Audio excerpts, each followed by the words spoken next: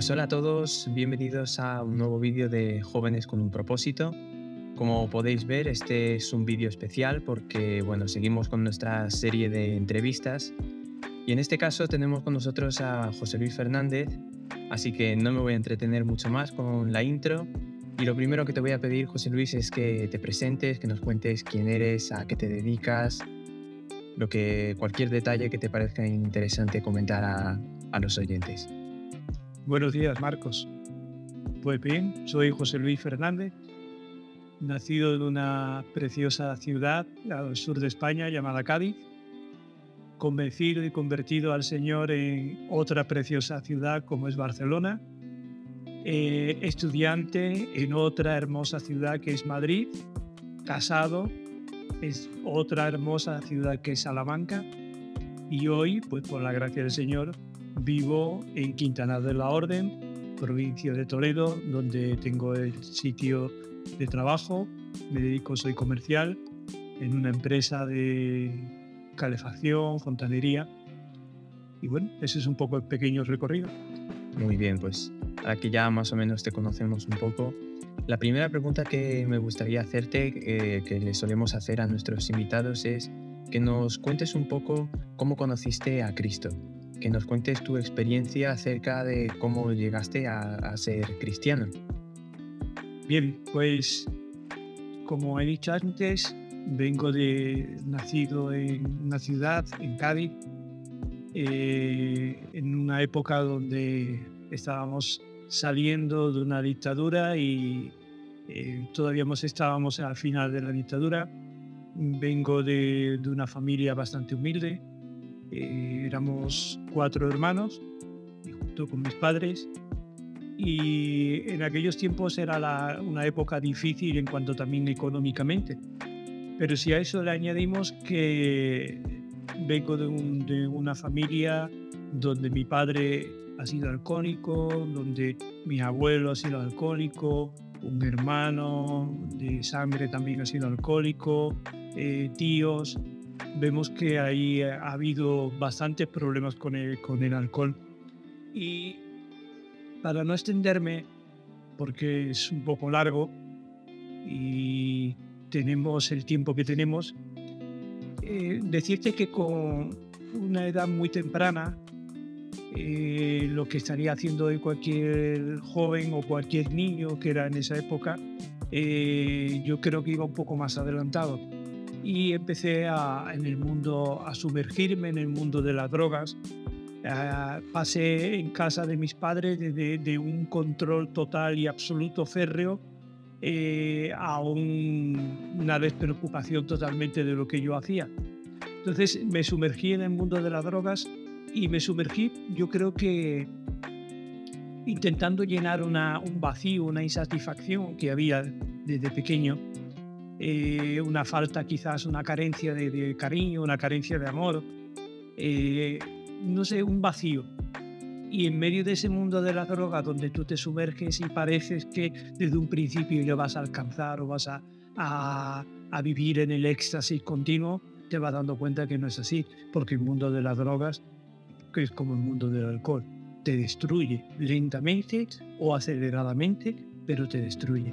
Hasta que al final te das cuenta que teniendo 16, 17 años, ya eres un adicto a la heroína. Y dentro de esa adicción, pues claro, evidentemente tu familia se rompe,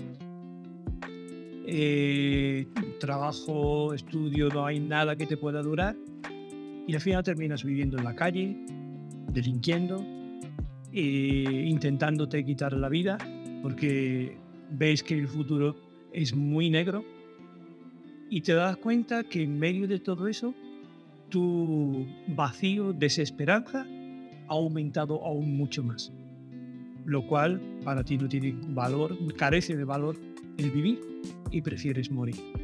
Hasta que en medio de esa vida desenfrenada, desordenada, voy a un centro de rehabilitación a la ciudad de Barcelona.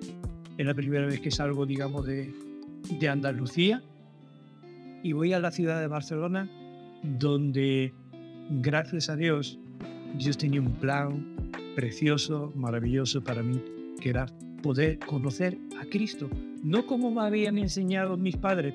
Mis padres nunca han sido religiosos. En nuestra casa se decía que éramos católicos, pero evidentemente practicante nada. Era católico por tradición, pero no católico por práctica. No se leía la Biblia, absolutamente nada. Era un Dios supersticioso. Y un Dios que si hacías algo mal, estaba con el palo para darte. Pero en este centro de Barcelona, REMAR, Rehabilitación de Marginados, me hablan de un Dios cercano. Un Dios que, a pesar de cómo había vivido, a pesar de cómo había tirado mi vida, ese Dios me amaba y, lo más importante, me quería perdonar mis pecados. No tenía nada que perder, ya lo tenía prácticamente perdido todo, pero sí tenía mucho que ganar, porque no solamente iba a ganar una relación con Dios, sino la seguridad de que cuando muriera, cuando partiera de aquí, iba a poder estar con Cristo. Y así fue como conocí al Señor, así fue como mi vida se enderezó, así fue como luego conocí a mi esposa. Dios me permitió tener una familia y, sobre todo, Cristo me permitió llenar mi vida. Wow, qué interesante. La verdad que es muy interesante escuchar este tipo de testimonios y a la gente cuando nos cuenta cómo ha conocido a Cristo. Y un poco al hilo de lo que nos contabas, yo también quería que nos dieras tu opinión acerca del evangelismo, ¿no? Porque en la época en la que tú has dicho que te convertiste, quizás había muchísimo más movimiento evangelístico que hoy en día. Así que danos tu opinión sobre el evangelismo hoy en día y si crees que está fallando algo. Bueno, cuando comprobé en mi propia vida cómo personas que no me conocían absolutamente de nada se preocuparon, me amaron, me soportaron. Al final, ahí es algo que ocurre. El amor de Cristo rompe cadenas, rompe prejuicios, rompe argumentos. El amor de Cristo derramado derrite toda dureza. Y eso es lo que me pasó a mí. Pero en ese fuego, en ese primer amor de haber conocido al Señor, de haber conocido lo mejor de mi vida, otra de las cosas que me enamoraron cuando estaba allí al principio en el centro era cómo se iba por las calles del barrio chino de Barcelona. Hoy no tiene nada que ver de hace 30 años. Esas calles donde íbamos con los vehículos, donde recogíamos a la gente, donde lavábamos a los indigentes, donde les hablábamos del amor de Cristo, se les predicaba el Evangelio, donde íbamos a recoger a las cárceles a aquellos enfermos de SIDA terminal que ni su propia familia lo quería y eran sacos de huesos, y los cogía y les amaba y les abrazaba y les hablaba del amor de Cristo. Yo he visto cómo el amor de Cristo ha derretido hasta el más duro corazón. Pero claro, luego lo llevábamos también a la calle con las congregaciones y hemos entrado en un periodo, siempre bajo mi punto de vista, hemos entrado en un periodo donde quizás estamos llenos de todo y eso ha entrado en una debacle en cuanto a lo que es salir a la calle a por el necesitado. Evidentemente hoy también hay otro tipo de necesidad. Yo no creo que sea una necesidad alimenticia. Parece que sí, pero no es una necesidad alimenticia. Pero sin embargo sí creo que la abundancia y el materialismo ha enfriado mucho lo que es salir a la calle en busca del perdido. Y si nuestros corazones no se llenan de compasión, es imposible, porque lo contrario de la compasión es la indiferencia. Y quizás hoy veamos más indiferencia que compasión. Interesante la apreciación. Y bueno, no separándonos mucho de esto, pero sacando otro tema, ya que bueno, la mayoría de nuestra audiencia son jóvenes, te quería pedir que nos dieras tu opinión acerca del papel de los jóvenes en la iglesia, ¿no? Porque, bueno, quizás vemos muchas veces a jóvenes que están ahí como en un conflicto interno de estar en las cosas de Dios, de estar en las cosas del mundo. Así que danos tu opinión y dinos también qué crees que puede hacer una iglesia para tener un grupo de jóvenes sano, unido, comprometido, etcétera. Si al joven no le atrae la palabra de Dios, la adoración al Dios Todopoderoso, si al joven no le atrae el amor hacia Cristo y el amor de Cristo hacia Él, por mucho que le pongamos, eso son sucedáneos. Y me voy a explicar. Una vez un hermano que ya está en la presencia del Señor me dijo una vez, con el cebo que se pone en las cañas de pescar, en el anzuelo, con el cebo que tú atraigas a los jóvenes, lo tienes que mantener. Si tú atraes a un joven con música y baile, por ejemplo, tienes que mantener la música y el baile. El día que no mantenga la música y el baile, el joven se irá a otro sitio donde se lo ve. Si tú mantienes a la joven con fiestas, por ejemplo, por poner tipo de ejemplo, se lo tienes que mantener. Y así sucesivamente. Si tú atraes a joven con la palabra de Dios, si es la palabra de Dios la que cautiva su corazón y su mente, se lo tienes que mantener, obviamente. Pero, ¿sabes? Ese joven va a crecer, ese joven va a madurar. Y ese joven, muy posiblemente, que en un futuro va a ser un líder dentro de la congregación. Y pongo el ejemplo bíblico del apóstol Pablo y Timoteo. Un joven, Timoteo, una persona ya mucho más madura y desarrollada como era el apóstol Pablo. Pero hay que fijarse bien porque el apóstol Pablo tenía a Tito, tenía a Timoteo, tenía un grupo de colaboradores, ¿no? Pero su tiempo, es interesante mirar en las Escrituras las descripciones del apóstol Pablo con Timoteo, verdadero hijo de la fe, amigo, etcétera, etcétera, etcétera. Y ahí ves claramente el empuje de un joven, como es Timoteo, la sabiduría de una persona ya más mayor, como era Pablo, ¿no? Entonces, a tu pregunta, los jóvenes en las congregaciones, importantísimo. No es el futuro, es el presente. Siempre estamos hablando que el joven es un futuro, no es presente. Pero aparte de eso, entiendo que al joven desde pequeño se le tiene que nutrir de la palabra, se le tiene que enseñar la palabra. El joven luego pasa una etapa cuando va a la universidad que muchas de las veces no tiene una buena base bíblica y en la universidad le refutan la fe y se hunde. Entonces, si ese joven está nutrido desde joven, desde muy pequeño, está nutrido en las Escrituras, enseñado, si hay que salir a evangelizar hay que llevar al joven, si hay que visitar hay que llevar al joven. Esa es la vida del discipulado. Entonces, ese joven llegará a ser un verdadero puntal, baluarte dentro de la congregación. Hoy en día, los jóvenes están a un lado, la congregación está a otro lado. Y veo muchas reuniones, pero nutriente poco. Eso es como cuando coges un producto y te encanta tu paladar, pero cuando le das la vuelta a la etiqueta y te ves todo lo que lleva, dices, madre mía. Sí, es cierto. Y bueno, relacionado un poco con este tema que estabas comentando, quizás también hoy en día que las redes sociales ocupan gran parte de nuestra vida y la de los jóvenes pues especialmente, ¿no?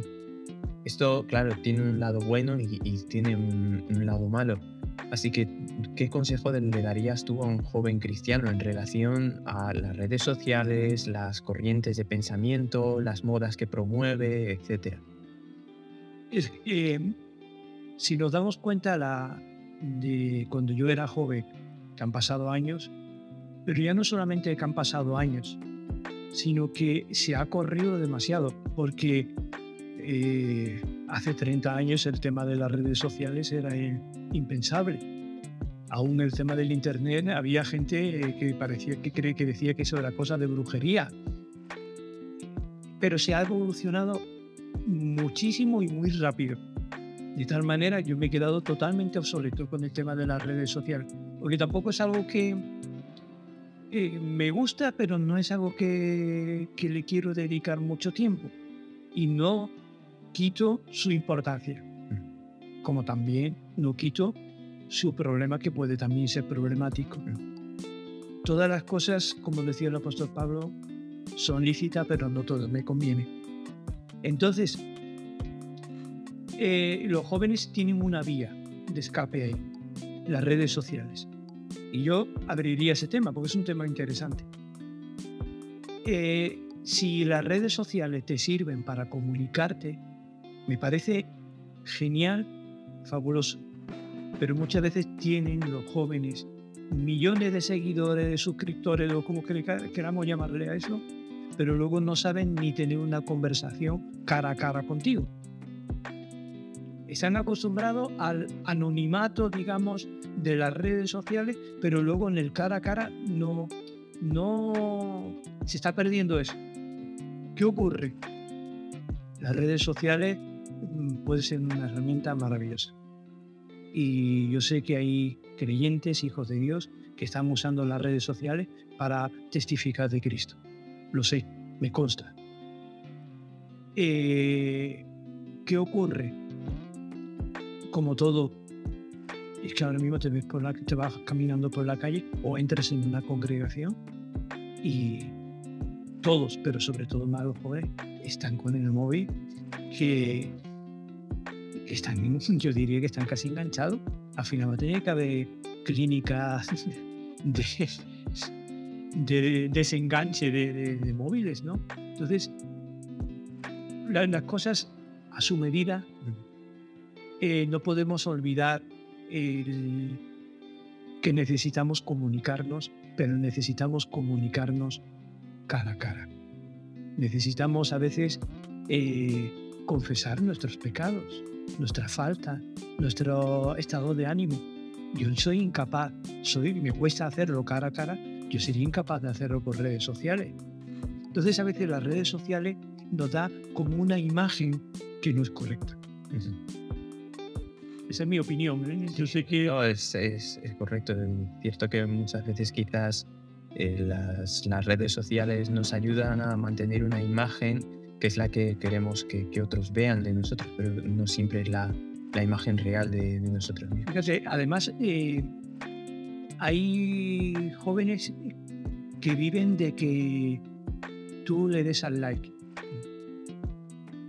Ya no solamente por marcas, ya no solamente sino es como que tú le das al like y aceptas sus pensamientos, sus ideas o lo que está poniendo ahí concretamente. Entonces, de alguna manera, es como que eso te da una autoestima, lo que piensen los otros de ti a través de eso, del like. Y sabéis, está claro que en esta vida, y más si eres creyente, no vas a... Decía un hermano, si agradas a Dios, no vas a agradar a los hombres. Ahora, si buscas agradar a los hombres, es muy posible que no agrades a Dios. Entonces, ahí te toca qué es lo que en verdad quieres. Pues sí, muy, muy interesante este tema también. Y te quería hacer otra pregunta. Recientemente hemos subido un podcast a nuestro canal hablando acerca de la diferencia entre leer la Biblia y estudiarla, porque sí que es cierto que quizás a veces puede llegar a confusión entre, sobre todo los jóvenes, lo que significa leer la Biblia por encima o sin detenerte mucho y lo que es estudiarla en profundidad. Así que yo te quería preguntar, en tu experiencia, ¿no? Habiendo estudiado en un seminario, ¿cómo de importante crees que es tener la disciplina de hacer un devocional diario, de leer la Biblia e incluso, bueno, estudiarla más profundamente? Y también, ¿qué consejos le darías a un joven que quiere empezar a profundizar en el estudio de la palabra de Dios? Repíteme la primera La primera, y luego la segunda. ¿cómo de importante crees que es tener la disciplina de leer la Biblia, de tener un devocional, etcétera? Partiendo de una base, leer no es estudiar. Ahora, para estudiar necesitas leer, pero leer no es estudiar. Tú puedes leer ahora cualquier libro o un pasaje de las Escrituras, lo lees y a los 2 o 5 minutos, como vivimos en este ritmo tan frenético, ya no te acuerdas ni siquiera de lo que has leído. El estudio necesita lectura porque vas a leer ese mismo pasaje muchas veces, pero con una particularidad: vas a leer y observar. Entonces, el estudio de las Escrituras requiere trabajo.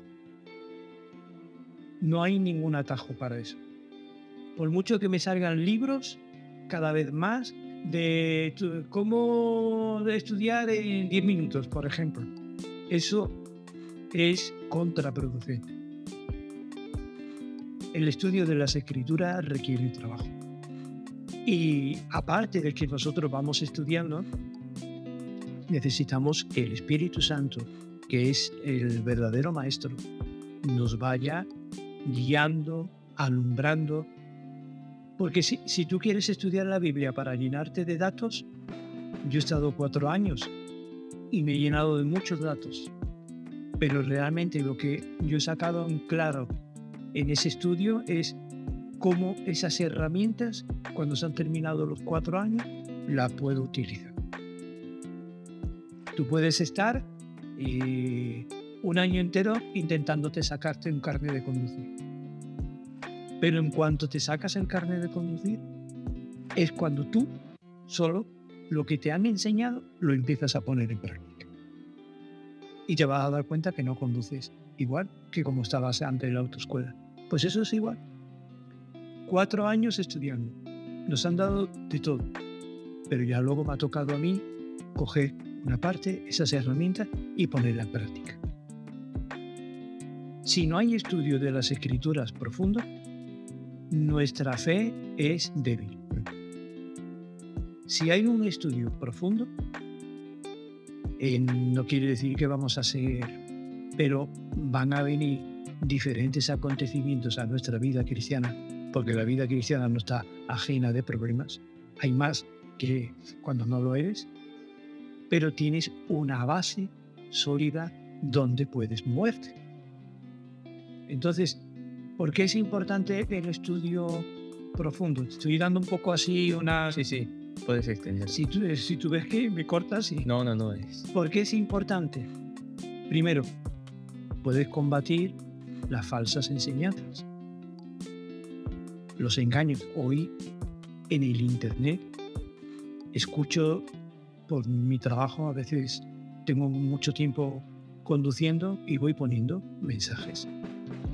Y es de verdad, de algo, yo diría que incluso diabólico, lo que se va introduciendo cada vez más en el campo evangélico. Por eso es imposible que lo puedas detectar si no estás afianzado en la verdad. Y es interesante, me decía un hermano norteamericano, que dice que en la fábrica, años atrás, no sé cómo será hoy en día, en la fábrica en los Estados Unidos, en una de ellas, me imagino, donde fabrican la moneda y el billete, el dólar, dice que los trabajadores allí trabajan con el dólar verdadero. De tal manera que cuando se han acostumbrado tanto al billete bueno, que cuando entra un billete falso, lo detecta enseguida. ¿Por qué? Ellos no se han puesto a averiguar y a tocar billetes falsos, porque en esta vida no terminaría. Pero se han acostumbrado al verdadero. ¿Qué ocurre? Si nosotros nos vamos a poner a estudiar todas las herejías y todas las falsas enseñanzas que hay, no terminaríamos en esta vida. Pero si realmente conocemos la verdad de Dios profundamente, vamos a repeler enseguida, vamos a repeler falsas enseñanzas. Y necesitamos leer, claro, leer, tener nuestro tiempo devocional con el Señor, ese que viene a refrescarnos, como cuando estamos sedientos y viene esa agua fresca y nos parece que nos da vida. Necesitamos ese tiempo, pero evidentemente el tiempo del estudio es insustituible. Y hoy me atrevo a decir, no sé si me van a llover los tomates en las piedras, pero me atrevo a decir que hay mucho estudio enlatado y estudio superficial, pero no un estudio profundo. Cuando sale un joven con las cosas claras, con argumentos profundos, rápidamente ya es un legalista, es un fundamentalista y todos los istas que pueda haber. Y ya no es un hombre guay. Pero realmente yo me quito el sombrero, aunque no lo llevo nunca, me quito el sombrero cuando hay un joven que realmente estudia. Me quito el sombrero porque digo, este hombre tiene hambre. Y entonces necesita que alguien le dé las herramientas de cómo puede él estudiar la Biblia. Se nos ha enseñado, aún en el campo evangélico, que eso es muy difícil. Pero si nos miramos un poco, ese es el argumento católico romano para que tú no llegues a las Escrituras. Y si el apóstol Pablo le dice en 2 de Timoteo que desde la niñez ha sabido las Sagradas Escrituras, entonces si un niño puede conocer las Escrituras y puede conocer a Cristo perfectamente, ¿por qué nosotros le ponemos la barrera? Quizás sea porque a lo mejor ese joven no va a superar. Puede ser, yo lo dejo ahí. Pero es importante el estudio profundo de las Escrituras. Y eso es una labor eclesial. Las escuelas bíblicas, yo he estudiado en una de ellas, está genial, pero eso es una labor que debería salir de la propia congregación. Cuando ahí se ven a jóvenes que empiezan un poco a despuntar, que ya ves cómo van desarrollando los dones y ni siquiera él se da cuenta, ahí es donde viene el trabajo también pastoral. Y a un joven, imagínate que viene un joven en una iglesia y te dice, mira, quiero profundizar en el estudio de la palabra de Dios, realmente he comprendido que es algo importante, útil en mi vida. Dame un consejo para empezar, porque quizás muchas veces lo que más cuesta es empezar, ponerte a trabajar. Una vez que ya tienes eso, quizás puedes mantener un ritmo, pero lo más difícil es empezar. Así que, ¿qué consejo le darías a un chico o una chica que viene y te pregunta esto? Bueno, lo que estábamos comentando antes, yo le diría, ¿estás dispuesto o dispuesta a trabajar duro? Sí. Esto es todo empezar, pero claro, por ejemplo, ¿qué quieres estudiar? Sí, claro, si me dice que quiere estudiar el Apocalipsis, vamos, para empezar, pues te diría, ¿por qué no te estudias? ¿Qué te puedo decir yo, Filemón? Claro, es que también a veces depende mucho de dónde nos ponemos las metas. El tema del estudio de las Escrituras también tiene mucho que ver cuál es tu base en cuanto al lenguaje, ¿sabéis? Y eso creo que todos lo sabemos. Hoy en día los jóvenes tienen un problema con la enseñanza que van recibiendo, y no estoy hablando escritural, sino la enseñanza en el lenguaje mismo, la lengua castellana, donde no saben hacer ni una comprensión de un texto. Si cogen un pasaje, si cogen una poesía o cogen cualquier cosa y no te saben decir con sus propias palabras qué es lo que acaban de leer, no comprenden. Eso es algo que es deficitario. Porque claro, cuando tú toques temas más profundos, pues vas a tener que necesitar un traductor de tu propio idioma.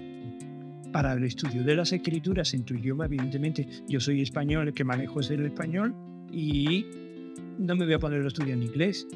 Pero claro, necesitas saber cómo los verbos, etcétera, lo que es una oración. Eso es importantísimo y básico. Y cuando nosotros hacemos estudios bíblicos, discipulados, incluso lo hemos hecho con matrimonios creyentes, nosotros lo que hacemos es que la persona lea con nosotros. Entonces con mi mujer y conmigo. Y le damos a leer. Y cuando ya esa persona empieza a leer, yo ya estoy entendiendo qué es lo que falla en esa persona. ¿En qué sentido, a qué me refiero con esto? Si no sabe leer, es muy difícil que pueda entender lo que está leyendo. Y nos está pasando. Hay jóvenes universitarios. Yo he visto un examen de un joven universitario colgado en un tablón en una universidad, rojo, suspendido, un examen de 10, suspendido con la cantidad de faltas de ortografía. Eso estamos hablando, es un déficit también de las redes sociales. Entonces, ¿qué ocurre? ¿Cómo le puedes poner tú a esa persona a estudiar un tema profundo de las Escrituras? Por ejemplo, algo tan profundo como es la justificación por la fe. Es muy profundo, aunque justificación por la fe, pero es un tema profundo, porque luego ahí se abren muchos debates. La expiación. Es que hay tanto, pero ¿cómo le puedes hacer eso si no sabes ni siquiera leer? Y mucho menos ya las palabras como justificación son como palabrotas ya. Entonces, parece que yo soy como un fundamentalista, pero no, soy muy con el tema de el leer, la acentuación. Es que si no es imposible comprender. Y me viene ese joven y me dice, yo quiero estudiar. Bien. Quiero que me ayudes. Vale. Lo invito, me siento en casa con esa persona y le digo, léeme este texto. Y una vez que me lo ha leído, pregunto, ¿qué has entendido? Tú sabéis, el trabajo para estudiar las Escrituras es un trabajo de investigación. Entonces tú tienes que estar preguntándole al pasaje, al texto. ¿Qué dice el texto? ¿Quién está hablando del texto? ¿Qué quiere? ¿Qué me transmiten? Entonces, si no lo sabe, es muy difícil, si no sabe ni siquiera leer, es muy difícil que pueda. Entonces, hay que darle las armas. Recordamos a David, para matar a Goliat le dieron las armas de un guerrero.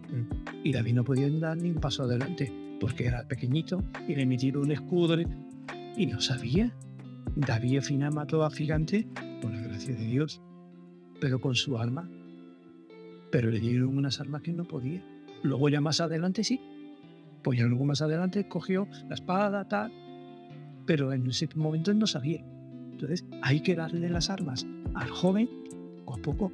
Entonces, ¿qué vamos a estudiar? Pues vamos a estudiar, por ejemplo, algo, una carta pastoral, podemos estudiar el Evangelio, y ya sobre eso ya te va familiarizando. Puedes estudiar un estudio de un capítulo, un estudio de palabras, un estudio temático, la fe, ¿qué es la fe? Por ejemplo, y así, poco a poco. Sí. Cuando coja ya una cierta soltura, ya puede entrar en terrenos más profundos.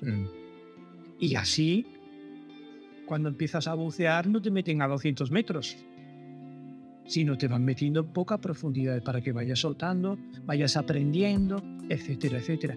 A medida que ya vas cogiendo la práctica de cómo tienes que hacer con la botella, la descompresión, todo, entonces vas metiéndote más a fondo.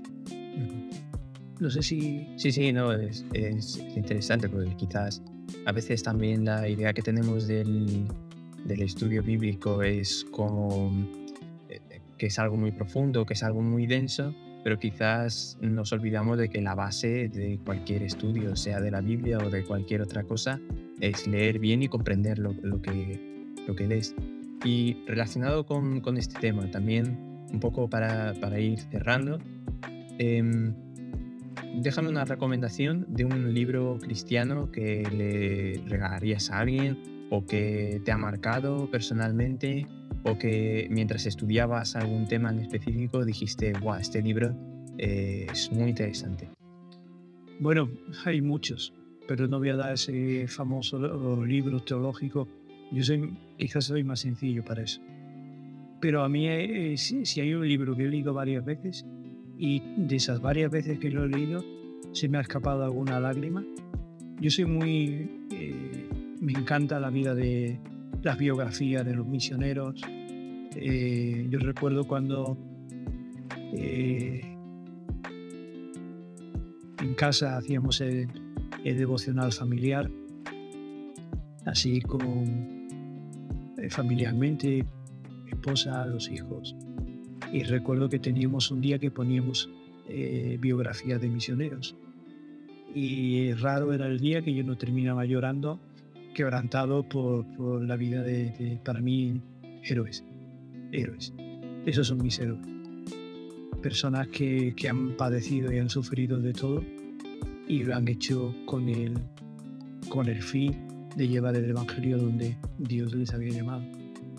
Pero hay un hermano, y ya está en la presencia del Señor, no es de siglos atrás, y el libro que él escribió otros, pero que ha impactado mi vida, y yo creo que la vida de muchísimos creyentes, muchísima parte del mundo, porque ha sido traducido en varios idiomas, es Pasión por las almas, de Oswald Smith.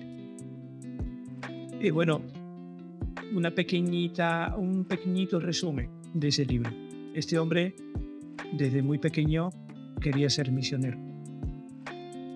Y se fue de misiones, pero por diferentes causas y circunstancias, bien enfermedades, estuvo en diferentes lugares.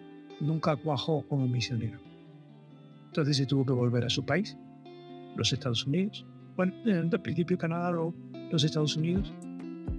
Y entra en una congregación muy pequeñita, a punto de cerrar las puertas. Y esa pasión que Dios pone en este hombre por el misionero y el cómo ayudar a los misioneros, él lo transmite a esa congregación. Reuniones misioneras. Los que lean el libro o los que lo hayan leído se acordarán de eso, reuniones misioneras. Y levantaba fondos. Y traía misioneros, etcétera, etcétera. De tal manera que este hombre ya no fue más al campo de misión. Pero su congregación ha sido durante muchísimos años, y no era una organización misionera, no. Su congregación ha sostenido a cientos, económicamente hablando, cientos de obreros en África, en Asia, etcétera, etcétera. Su congregación ha levantado fondos para mantener, ¿qué te puedo decir? Cientos o miles de familias a través de las reuniones misioneras. Entonces, a mí ese libro lo he leído varias veces y cada vez que lo he leído me ha conmovido, me ha movido. Entonces, yo lo recomendaría. Y si ya quieres otro tipo de libro más teológico, bueno, hay un libro también fabuloso que es El triunfo del crucificado, de Eric Sauer. Impresionante. Impresionante la vista, la panorámica que este autor nos da de Cristo en la cruz del Calvario. Y esas horas de angustia, pero también de gozo y de bendición de lo que venía tras la cruz.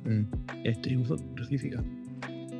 Bueno, pues ahí quedan esas dos recomendaciones para todos los interesados en literatura cristiana, todos aquellos que estáis buscando libros para leer. Ahí tenéis estos dos libros, seguramente muy interesantes. Y bueno, ya despidiéndonos, muchísimas gracias, José Luis, por tu tiempo, por haberte pasado por aquí para charlar un rato. Hemos podido hablar de muchos temas y esperamos que también para vosotros, para el que nos está escuchando, que haya podido ser un tiempo de edificación, de bendición. Así que muchísimas gracias por ver este vídeo. Gracias, José Luis, por su tiempo. Y bueno, al que nos está escuchando al otro lado de la pantalla, pues ya sabes, te animo a que te suscribas a este canal para poder seguir viendo nuestros vídeos, nuestras meditaciones, nuestros podcasts. Así que como siempre, nos vemos en el próximo programa y hasta entonces, un saludo.